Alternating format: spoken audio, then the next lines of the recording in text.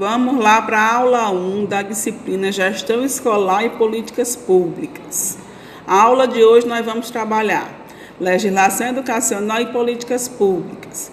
Vamos ver os conceitos de políticas públicas e legislação educacional, alguns exemplos de políticas públicas, que houveram na história da educação no Brasil, e falar também, relacionando sempre esse recorte da legislação educacional, para vocês não esquecerem. Constituição Federal de 88, LDB 9394/96, o PNE vigente, que vai de 2014 até 2024, Estatuto da Criança e do Adolescente. Então, começando a disciplina hoje, professora Maria Raimunda, Gestão Escolar e Políticas Públicas. Vamos lá.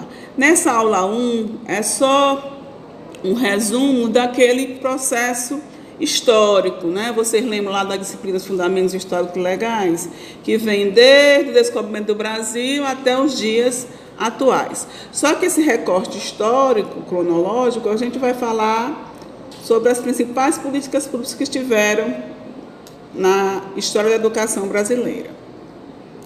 Qual é o objetivo da nossa aula? Estabelecer vínculos entre a organização do trabalho, a organização social, política e econômica e as políticas educacionais propostas em diferentes momentos históricos, investigar as reformas educacionais implementadas nos anos finais da década de 90, ou melhor, de 80 até os dias atuais. E vamos lá, relembrando aí, o que é legislação educacional? E o que são políticas públicas?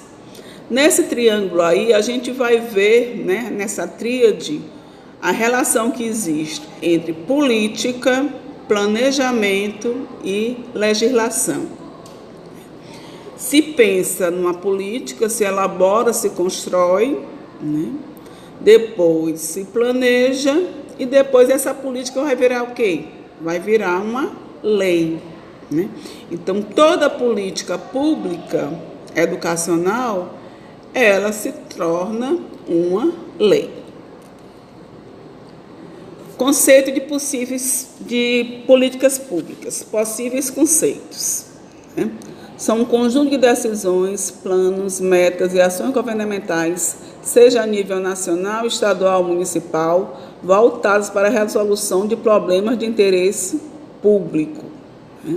Então, uma política pública surge na medida que a população cobra isso e estabelece isso como está faltando alguma coisa. Então, eles se unem, eles vão cobrar do poder público que faça alguma coisa em prol de uma demanda que está deprimida. Então, as políticas públicas funcionam nesse sentido. E o que é legislação educacional? É o conjunto de normas educacionais, leis e regulamentos com instrução jurídica relativos ao setor educacional, voltando sempre para aqueles marcos, aqueles suportes teóricos. Constituição de 88, LDB, PNE e ECA, e outros aí, portarias, decretos, tudo tem a ver com legislação educacional. Alguns exemplos de políticas públicas ou de legislação educacional. Pelo desenho aí, vocês estão vendo o quê? Que dá para a gente identificar. Que existe políticas públicas em várias áreas.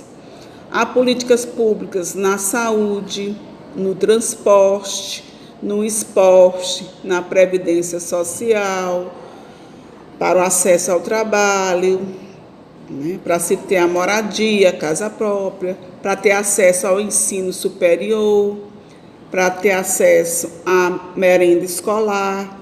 Então, sempre nos sistemas de ensino, você vai ver, vai observar muitas políticas públicas em prol daqueles princípios que veza a LDB, do acesso e a permanência do aluno na escola. Para ir para a escola, o que é que o aluno precisa?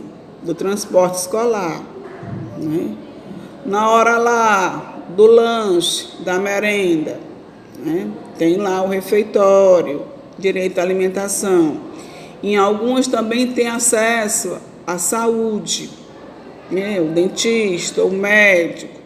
Alguns têm os programas, como Mais Educação, alguns programas de incentivo ao esporte, né?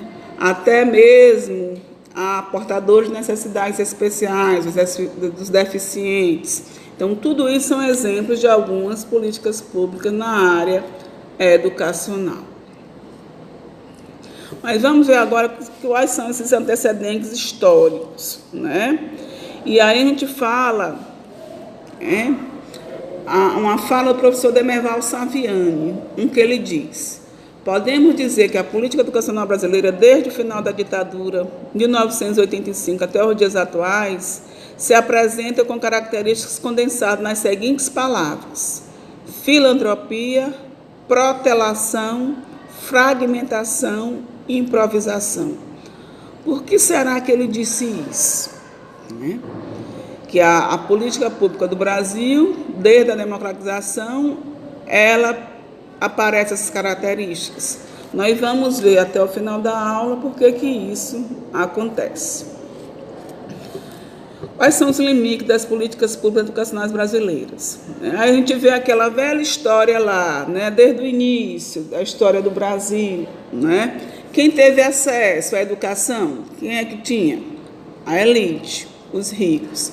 E essa elite, ela sempre se opôs à manutenção da educação pública, porque elas podiam pagar, né?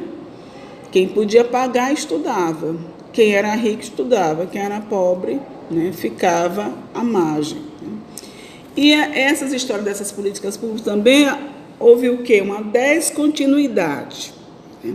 Porque quando acaba o governo, essa política acaba com ele. Não há continuidade. Se ele não consegue se reeleger, o que assume muda tudo. Muda o nome do programa, muda os critérios de acesso, e aí se faz um novo programa, com um novo merchandising, com um novo comercial, com a nova sigla daquele governo que está tentando resolver esse mesmo problema, né? Então, infelizmente, não é uma política de governo, é uma política de Estado, né? 1548, período heróico, né? A gente vai lá para o Brasil colônia, né? Então, a primeira política educacional brasileira vem desse tempo aí, né? Na época de Dom João III, onde ele redige o documento Regimentos. O que é que quer dizer esses regimentos? Orienta as ações do primeiro governador-geral do Brasil. Cabia à coroa manter o ensino. Como é que a coroa mantinha esse ensino? Ele trazia recursos para quem? Para a manutenção e a vestimenta dos jesuítas. Né? Porque nesse tempo vocês lembram, né? Quem eram os principais? Quem eram os padres? Quem eram os professores dessa época? Os jesuítas. Os primeiros professores do Brasil foram jesuítas. Em 1564, a coroa portuguesa adotou o plano de Redsma. O que é que significa Redsma? 10% dos impostos arrecadados da colônia brasileira para a manutenção dos colégios jesuíticos. Então, a coroa destinava um percentual, 10% dos impostos, para os padres bancarem as suas escolas. Escolas convencionais, ligadas à Igreja Católica. E essa fase é chamada, teve uma relativa prosperidade, porque a escola era pública, mas, porém, quem mandava era a Igreja Católica, ela é religiosa. Aí o Estado ainda não era laico. Em 1900, houve um novo índice de analfabetismo. Olha aí, 65% da população era analfabeta. Índice altíssimo, não é? Veja que apenas uma minoria tinha acesso à educação. E no mundo nós tivemos, na França, os Jogos Olímpicos, na Alemanha, Ferdinand van Zeppelin realiza a primeira prova com dirigível, na Itália, houve a guerra contra o Império Austríaco, e nos Estados Unidos da América, houve a Revolução Industrial. Então, o início aí do século XX. Brasil colônia, como era?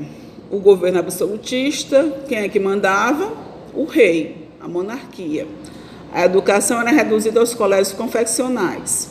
Para quê? Para a formação do clero, para a formação de padres. Na Primeira República, que corresponde ao fim do século XIX e o início do século XX, há um modelo intervencionista, né? A intervenção aí do Estado na economia. Isso para quê? Para o desenvolvimento do país. Foi criada a Associação Brasileira de Educação pelo professor Heitor Lira, que são precursor do Manifesto dos Pioneiros da Educação, né? Que foi em 32. O que é que esse manifesto queria? Fernando de Azevedo, né? Com a escola pública, laica e de responsabilidade do Estado. Em 30, houve um sinal de inquietação, né? Que representou um salto na regulamentação das PPPs. Foi a criação do Ministério dos Negócios da Educação e da Saúde Pública e surgiu também uma série de decretos.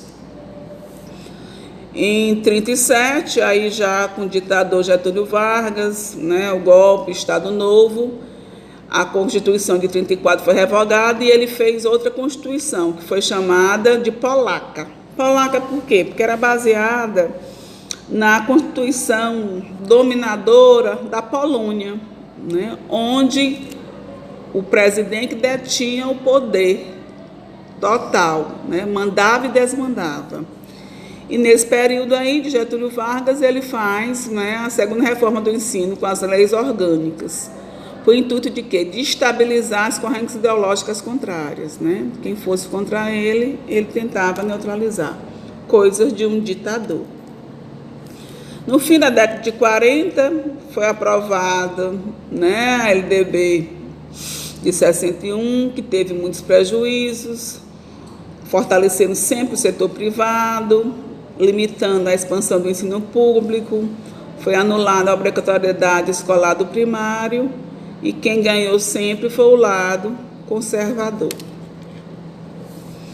Foi elaborado o primeiro Plano Nacional de Educação, né, o primeiro PNE, porque o PNE ele é feito de maneira decenal, né, de 10 em 10 anos. E no contexto mundial foi criado o FMI, Fundo Monetário Internacional, e a ONU, Organização Nacional das Nações Unidas, né? E em 64 houve o golpe militar, né? Que esse golpe, os militares ficaram aqui de 64 até 1985, né? Como era esse regime? Autoritário, antidemocrático, políticas de caráter desenvolvimentista e houve uma reorganização do Estado. Também foi implantado pacote de leis, decretos, regulamentação da participação dos estudantes, suspensão da UNE, né, União Nacional dos Estudantes, a Lei 5692, em que estabelecia o quê? O primeiro grau com 8 séries e o segundo grau com 3 séries. E houve essa questão da ideologia compensatória, né, compensar o tempo perdido, né, o atrasado. E surgiu também muitos projetos paliativos. Houve também, no final da década de 70, uma pressão contra o regime militar, né? O pessoal aí, os intelectuais, os políticos já não aguentavam mais tantos anos com essa ditadura. Aí surge o quê? A Associação Nacional de Pesquisa em Educação, surge também a Associação Nacional dos Docentes do Ensino Superior e surge, né, um sindicato muito forte, que é a Central Nacional dos Trabalhadores em Educação. Até hoje, esses sindicatos existem. Na década de 80, houve uma ruptura com o conhecimento educacional vigente e houve lutas dos educadores pela melhoria da educação. Houve a valorização e qualificação dos professores, a democratização da gestão financeira e ampliação da escolaridade obrigatória. Aí, para acabar, vamos lá,